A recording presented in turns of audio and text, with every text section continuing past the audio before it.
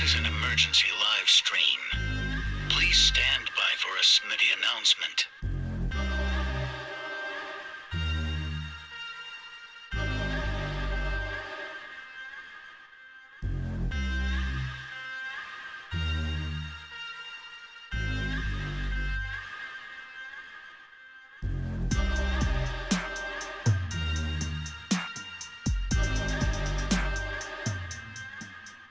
Alert! Alert! This is an emergency live stream. Please stand by for a Smitty announcement.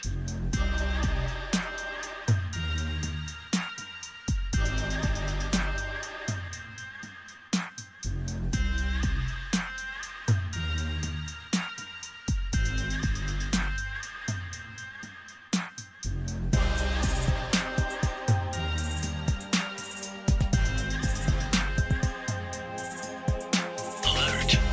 Alert! This is an emergency live stream. Please stand by for a Smitty announcement.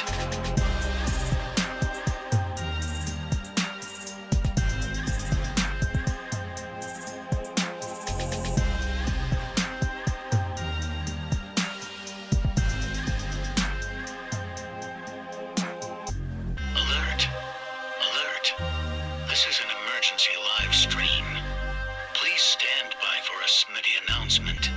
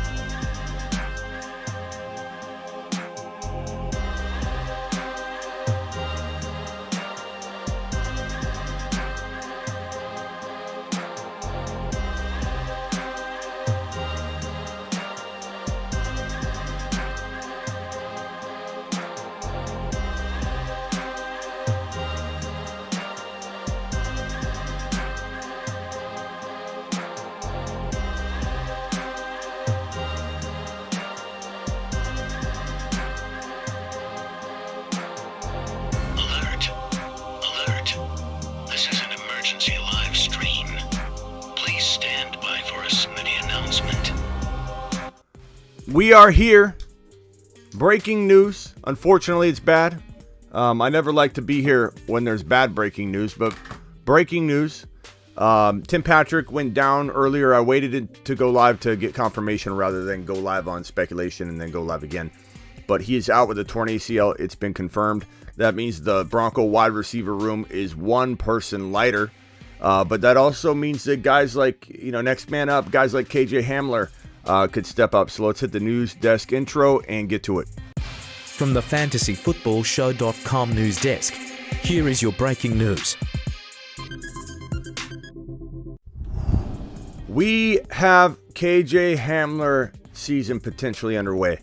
This guy, KJ Hamler, let me just tell you, there have been some defensive backs on the Denver Broncos, and they're going to obviously speak highly of him, but some defensive backs on the Denver Broncos that have said that this kid could be the number one wide receiver on a handful of teams in the NFL.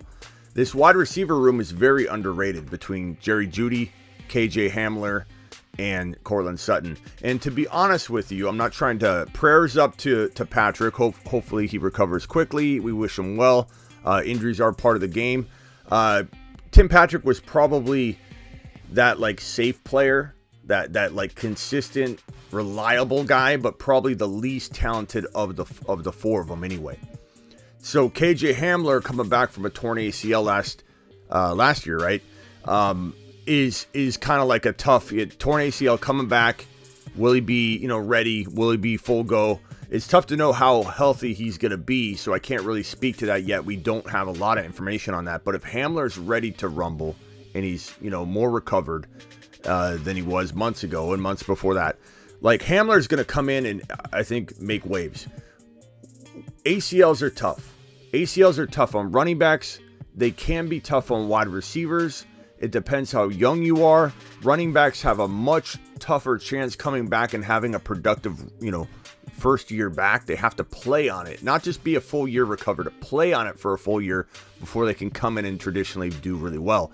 Hamler, on the other hand, it's possible you could do what Cooper Kupp did, come back, have a very, very good season, and by necessity, he might have a better year than the average ACL, returning player.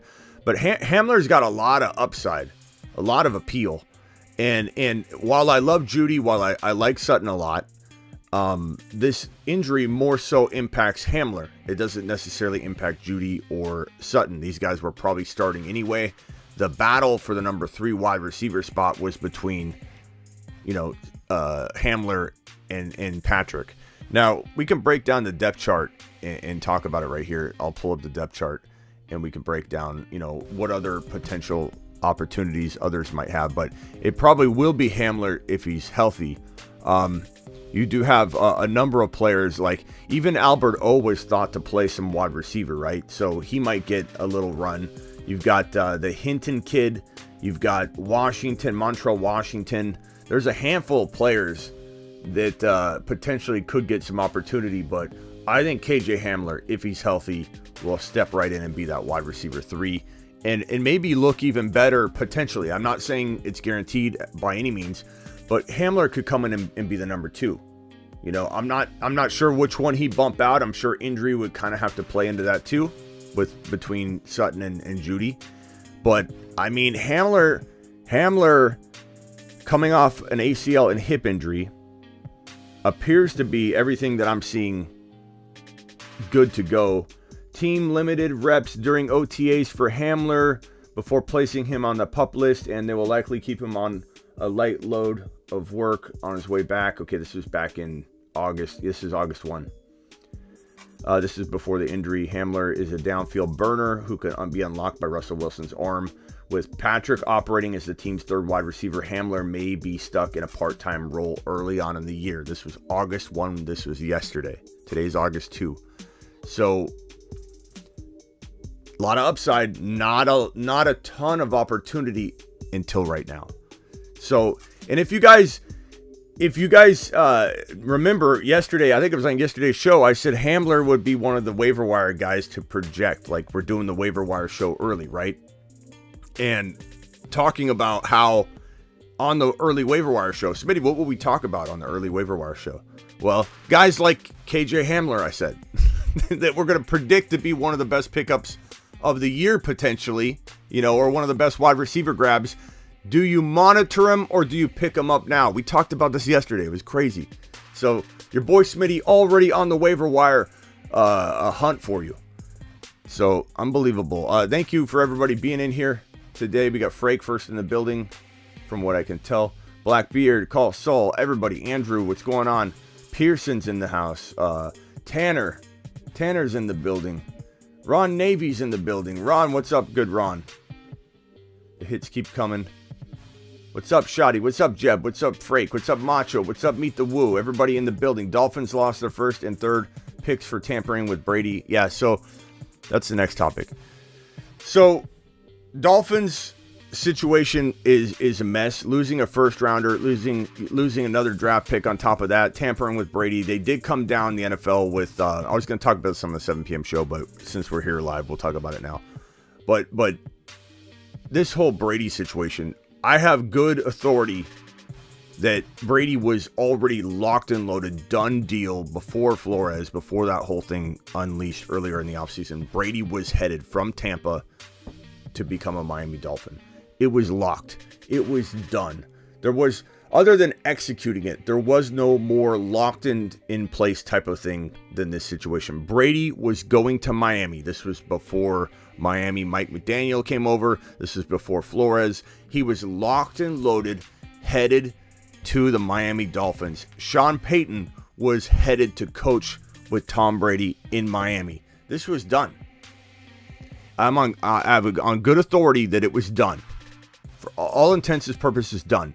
And the Flores situation unraveled it, backed it out, didn't end up happening. So this team has been at the heart of a lot of controversy. The Flores stuff came out to where there was no real hardcore evidence. There's no like guilt, so to speak, found in terms of throwing games, and that any communication about throwing games to Flores by the Miami Dolphins, by owner Ross, was not actually taken as a legitimate, do this or else, or do this and I'll pay you, is more of like a not taken seriously comment, I suppose, is the best way you could describe it. So no wrongdoing found there, but in this report, in this news, it was revealed that the tampering of Tom Brady and Sean Payton resulted in a loss of a first-round pick and some. So horrible news for Miami Dolphins fans. You got to think that Miami Mike is just pissed off because this guy's an aggressive coach, aggressive trader, aggressive peace mover on the board of chess. And you basically gave Flores this chessboard, right? Where he's got all these amazing pieces. As good a chance as anybody to rebuild this thing in 1 or 2 years, and he's looking like he could do it in year one. Not that he's going to probably... you can make a wild card playoff run, and it's not out of the realm of possibility that the Dolphins could win the division. I'm not saying they will. I'm saying there's a shot. Like, let's see, an injury happens to the Buffalo Bills. Knock on wood. The Dolphins could easily be that good this year. They could also be a year away. They're also in a very tough division with the Patriots. I'm not saying the Patriots are going to win the division. I'm just saying it's a tough division. The Jets are up and coming. But the Bills will win the division. If all things are flush and nobody's injured, the Bills are winning the division. But the Miami Dolphins could grab one of the wild card spots. They could grab one of the wild card spots. It's not out of the realm of possibility. So I guess my point being is, you give Flores this team, this chessboard, where you have an ability to hang with anybody. Punch that thumb up button. We got 85 to 100 people in here. Punch that thumb up button. Help your boy Smitty. And now all of a sudden you take away one of its biggest pieces. Hey, we're taking your knight off the board right away. We're taking off, or your rook. We're taking your rook off the board right now, Miami Mike. Here's your team. Here's your chessboard. Oh, here, let me take the rook off the board. Now go play. Like, that's frustrating. And it's like this organization is you have the Browns and you have the Dolphins right now. The Browns and the Dolphins. What are these two organizations doing? And it's like, you got to wonder how much of the NFL was trying to... This is the oldest trick in the book when it comes to PR. The oldest trick in the book when it comes to PR. The NFL taking that spotlight off of Watson. Let's put it right over here. Let's take away a first rounder. I'm not saying it's not warranted, but the NFL is up to its old tricks. Imbalance. Ridley out for a year. Watson, let's give him 6 games. You don't like that? Dolphins, here you go. Major slap on the wrist. Let's slap him again. Let's slap him a third time. Dolphins, you're going to pay for what Watson did. That's what the NFL does. It's crazy. It's crazy. The NFL is the most imbalanced discipliner I've ever seen. This is like a parent spanking one kid and telling the other kid they're wonderful when they both committed the same crime. It's crazy. It's crazy. But we're here to talk about the Broncos wide receiver room. I wanted to brush up on that because that just happened today too. The wide receiver room, if I had to crank out a pecking order for this wide receiver room, I'm going to say Jerry Jeudy is the number one wide receiver. He is one of the better route runners in the entire National Football League. Jerry Jeudy is a route running monster. He's never been given a proper quarterback to facilitate the football around the field to make Jerry Jeudy see single coverage from time to time. It's always been Jerry Jeudy, the best route runner, no good quarterback. How is he going to showcase his route running? This is not a DK Metcalf or a Jamar Chase where you can just go down the field and use brute strength to go up and get a jump ball that might be thrown badly, or say just toss it over there somewhere and I'll get it. That's a different wide receiver. Jamar Chase, DK Metcalf, and then Jerry Jeudy. Jerry Jeudy's much like, in a way, a McLaurin or a Javonte Adams Adams is one of the better wide receivers in the league, but you put Adams in a really bad situation, he may not be as good as if you put DK or you put Jamar Chase in a very bad situation because they're different wide receivers. It doesn't mean Adams is not way better than DK or Jamar Chase, but when you're given a bad quarterback situation like in Denver for so many years, you can't get the most out of Jeudy. So I think judging Jerry Jeudy is not a wise decision until you get to see him play with a raindrop Russell Wilson touchdown, corner of the end zone dropping quarterback, because his raindrops are going to look really, really good being caught by this man, Jerry Jeudy. Now, I like Tim Patrick, but Tim Patrick was not a favorite of mine. I had him ranked physically, skill-wise, as the 4th wide receiver of the 4 Bronco wide receivers of Jeudy, Sutton, and then Hamler, and then Tim Patrick. I will admit that Tim Patrick had an edge on Hamler coming back from an ACL tear. So Tim Patrick was going to get a shot as the wide receiver 3.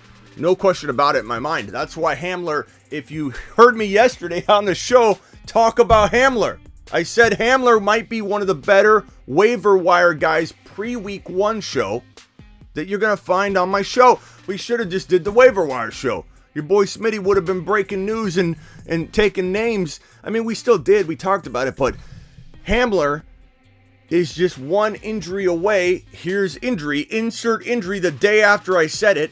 One injury away from getting into the mix and being the number 3 wide receiver, which could be a very productive wide receiver for Russell Wilson. So, real excited about Hamler. Who plays the slot, Smitty? It wouldn't surprise me if Hamler did, or if they moved these guys all around the field. Russell Wilson's going to make one of them a star. Russell Wilson could facilitate and feed all of them in a nice way. But I really like Hamler if he gets an opportunity and can stay healthy, or get healthy, then stay healthy. Call me crazy, but Jerry has the same potential as Jamar Chase and Lamb, says Robert. I'm not going to say that that's crazy. I'm not going to Smitty approve that and stamp it yet, but I will say Jeudy is one of the better route runners in the entire National Football League. We just got to see him get delivered the football by a precise quarterback, and we get that opportunity. Yeah, so do I like Courtland Sutton? I do. I think people think I hate Courtland Sutton. I don't hate Courtland Sutton. I like Courtland Sutton. And if Jeudy went down, Sutton would become probably the number 1 wide receiver there. But it would not shock me at all. If Hamler became the number 2. I'm just telling you that. I think he's that good. Ron with a super chat. Thanks for the super chat. Giddy up. Ron says, don't mess with Smitty. You will get an ACL tear. Thank you, Ron. Apparently, I didn't wish that upon anybody, though, Ron. I feel like Tim Patrick is a good dude that has a nice, reliable skill set, and I wish him well. But, it was time for Hamler. Obviously, Hamler's ready to rumble, and we'll see what happens. We will see what happens. Jamar Unreal says, Grace, absolutely. Skip Hamler this season with the ACL injury, says Prime. And that's always a possibility because your boy Smitty tells you ACL tears are hard to come back from. But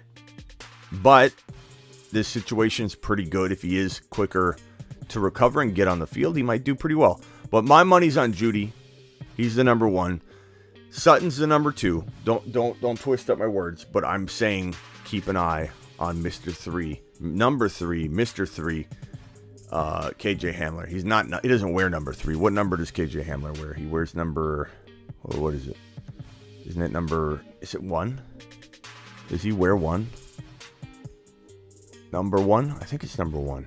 Jeudy wears 10. Hamler, I believe, wears 1, which is pretty ironic because he wants to be the 1. Hamler wants to be the 1. Put him in, coach. I feel like Jeudy 10 out of 10 better than Sutton, and will have a way better year. I mean, a lot of people feel that way, bro, and you're not wrong to like either one of them. Sutton's my number 2 / Hamler could bump him out. I'm telling you, that's a good Hamler's. But I do like, 51 likes, 123 people watching. Blackbeard isn't happy. Please punch that thumb up button for your boy Smitty. Thank you, Blackbeard. Appreciate you.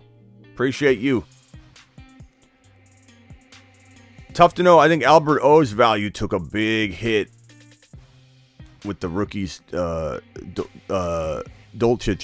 however the hell you say his name.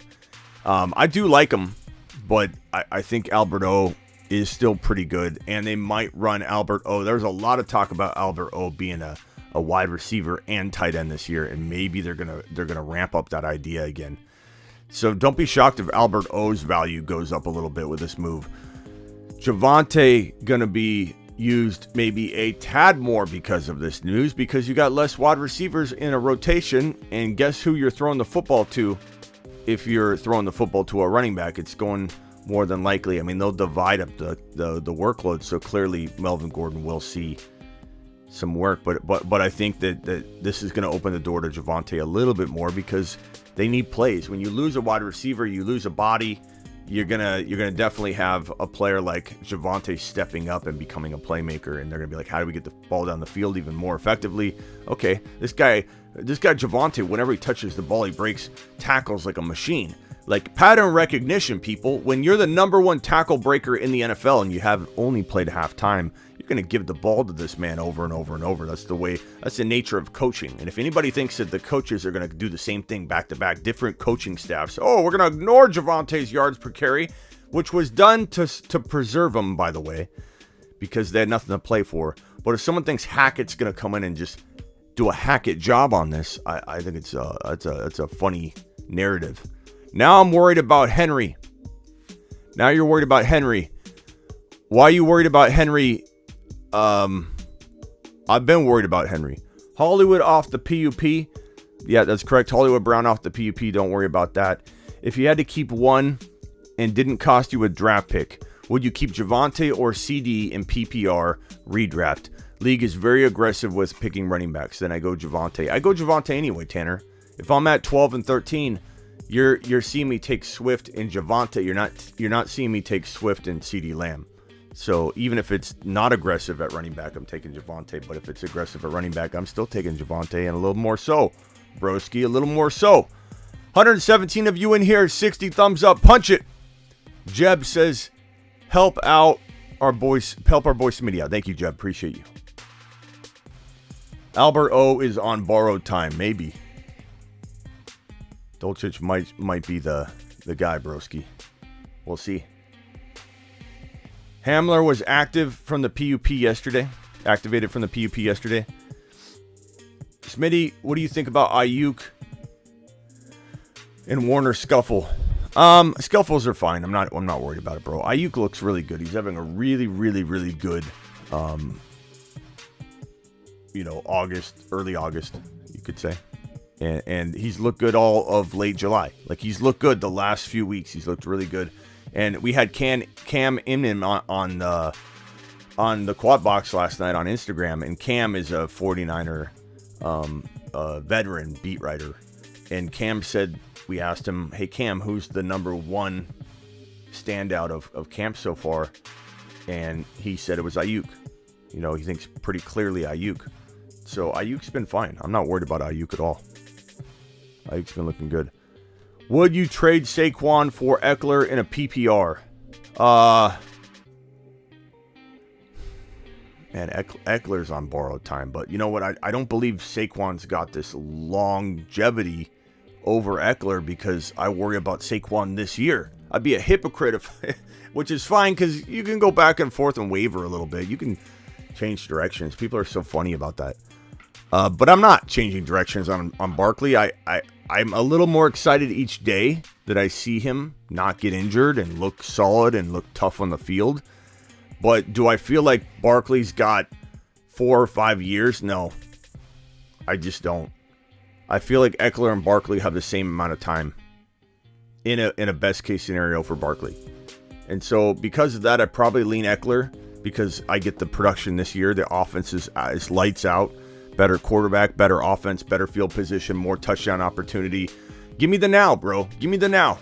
Give me Eckler in PPR for 2 more years, at least one, with an opportunity to trade him on the high after this year if I'm worried about year 2 going forward. So give me Eckler and then trade him if you aren't happy with him or worry about him. But I'm going Eckler. There's no way I'm taking Barkley because of some phantom unknown future value that you maybe get. You know? So I'm going to say, give me Eckler. Robert likes Barkley. Says he could be the number one. You're not alone. There are people that feel that way with you, bro. I'm worried more now because I see the Smitty effect. You just talked about Hamler. Oh, I got you. Yeah, that was weird. Hamler talking about him yesterday being one of the better waiver wire guys. And then boom, today. Good luck getting him. They need to unleash him. It's not about talent with Barkley, bro. It's just about, you know, is he made of glass? Everybody says freak injuries. I don't agree, but it's fine. We're going to have different opinions. Robert, you and I agree on a lot of things, so it's okay if we have differing opinions on this, but I don't feel like they're freak injuries to me at all. I think it's his style of play mixed with the power and torque, mixed with the bad offense, mixed with he's got to do everything to try and carry this team, and he goes 115% and pushes his body over the limit, and he gets hurt that way. He literally dislocated his elbow, almost broke his elbow the play before he then tore his ACL, and then sprained his ankle on his way back because he literally stepped on his lineman's foot, which was his fault. And people like to paint a picture like Barkley, it was a freak injury. He stepped on a foot. No, he stepped on a foot because he was trying to rush himself through the offensive line, bad blocking, and he was like on his offensive lineman's back when he sprained his ankle. So I just disagree with people's assessment of freak injury with Barkley. I think Barkley is a potential walking injury. Now, do I like him in the third round? Yeah. So I'm not against him. I just don't like him in the second round. People are drafting Barkley way too high. Third round, sure. Third round's a whole different topic. What do you think of Michael Carter and Breece Hall, Ken Walker, Rashad Penny? I think it's an okay approach if you're getting all of them, you know, at proper ADP. You're getting Breece Hall in 5, or I'm sorry, Breece Hall in 4. You're getting Kenneth Walker in 7, and then you're getting the backups later than the starters. Why not? Why not roll with this approach and then stack your quarterback, wide receivers, tight end? I'm fine with it. I don't think it's a bad approach at all. I think Breece Hall and Kenneth Walker both could be top 10 running backs, one of them being top 5 to 10 in 2022 as rookies. That's how I feel about this duo. Absolutely love them. Do I think Watson's coming back after 6 games? Do I think Watson coming back after 6 games will boost Chubb's value? If he comes back, and I know a lot of people think that this is over, but I don't know that it's over. I'm not saying it is gonna unfold differently, but we've got Tony the Tiger attorney. I've got an attorney coming on at the top of the 7 p.m. show. So don't you dare be late to the 7 p.m. Eastern show. Don't you dare be late or you will be taking a lap. We got Tony the Tiger, Tony the attorney coming on to talk about Watson and the situation. And we'll ask him, we'll point blank ask him, do you think this is over with your experience? Do you think the NFL will appeal to Roger Goodell? Do you think that Watson could have some trouble down the way? And we'll get Tony's perspective. And keep in mind, Tony is a veteran attorney that has been on all sides of these kinds of cases on the prosecution and the defense. So he's got a lot of good knowledge. So Tony the attorney, Tony the Tiger attorney will be on at 7 p.m. Eastern. So I will see you all. That's in an hour and 10 minutes. I'm going to end this live stream. Prepare for that live stream. I will see you guys in about 1 hour and 10 minutes. Appreciate you all.